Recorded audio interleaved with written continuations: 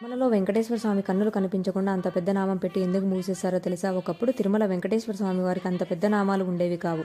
తన కన్నులతో అందరినీ చూసేవారు. అయితే అప్పట్లో కొంతమంది అధికారులు తిరుమలలో చేసే చిన్న చిన్న తప్పులు చాలా కఠినంగా శిక్షించబడేవారు. అది అలాగే కొనసాగడంతో తిరుమలలో స్వామివారి ముందు వెళ్ళడానికి అందరూ భయపడేవారు. దాంతో అక్కడ అర్చక బృందం స్వామివారి కళ్ళ ముందు జరిగే పాపాలను కఠినంగా శిక్షిస్తారని భావించి స్వామివారి ఆగ్రహానికి చల్లార్చడానికి నామంలో కొంచెం కర్పూరం కలిపి ఆ నామాన్ని వెడల్పుగా పెట్టి స్వామివారి కన్నులను మూసేసేవారు. కానీ ఏకంగా స్వామివారి కన్నులను మూసేస్తే స్వామివారికి ఆగ్రహానికి బలవుతారు అని భావించి భయపడి వారం మొత్తంలో ఒకరోజైన లక్ష్మీవారం మాత్రమే అంత పెద్ద నామాన్ని తీసేసి చిన్న నామాన్ని పెట్టి స్వామివారికి నేత్ర దర్శనానికి అందరికీ అవకాశం ఇస్తారు. అదే రోజు స్వామివారికి ఎటువంటి అలంకరణ ఉండదు. ఆయన శరీరాన్ని నిజరూప దర్శనం చేసుకునే భాగ్యాన్ని భక్తులకు కల్పిస్తారు.